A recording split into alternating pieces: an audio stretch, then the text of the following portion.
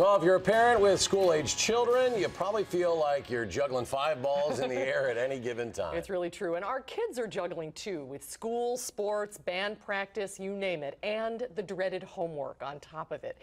Certified professional organizer Nancy Kruschke has the key to success, and she says it is never too early to teach your child. With anything, you want to have that plan. And so many of the schools are handing out homework planners to the kids. So if you haven't seen one in your house, ask your child if they got one at the school. And they're usually a spiral-bound notebook that, you know, has each day in it, and they can write down each class or each period. But if for some reason they didn't get one or that format isn't working for them, have something. And these are just a couple of samples that I printed off of Outlook. You know, you can go to any calendar program and print them off in different styles so that you have the hours, so the different classes, and they can write down their homework. They can jot any other notes over here. Or if they prefer more of a free form, they can do something like this.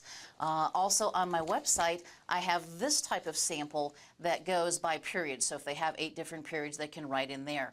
By having something that's on Word or on the computer, you can customize it. So if this isn't right, go ahead and edit it. Make it so that it meets your child's needs. But have some place that they capture it, because by the end of the day, they're not going to remember what their homework is. And their teachers are, you said your son's in high school. The teachers, especially in high school, it's up to the kids to remember what their homework is. So if we don't write it down, there's so much happening.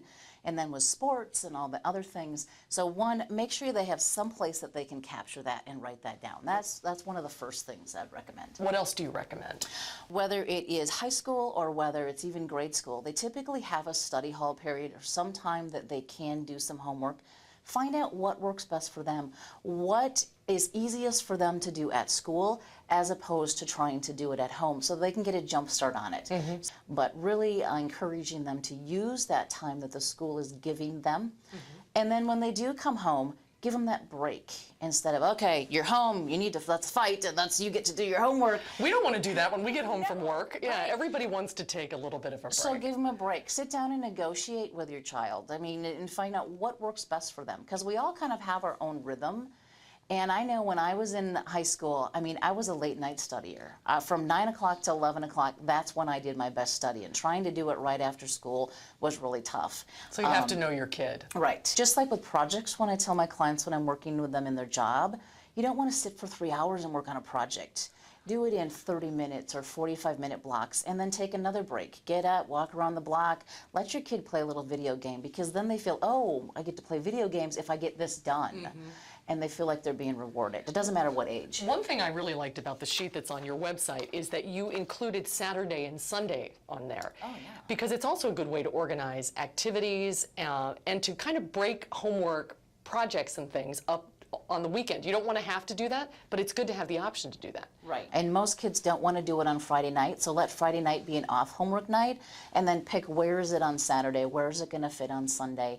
Another really critical thing is finding a spot that's good for homework. But where's their homework zone? Then that makes it really feel like, okay, when I'm here, I can be focused and have the materials around them that they need. And for some kids, it might be sitting in a, and I'm going to use a 70s, a beanbag chair, but I know they're back. Yeah, right. You know, it might be sitting in the beanbag chair in the corner of the room, and that works great for them to study.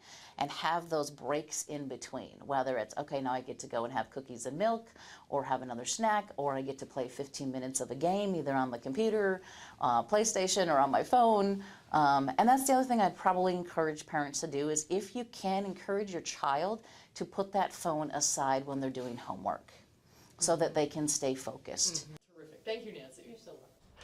The phone. Oh, the phone is always a challenge, isn't it? You can find more information and print off the planners that Nancy featured in the story on her website. It's sosorganize.net.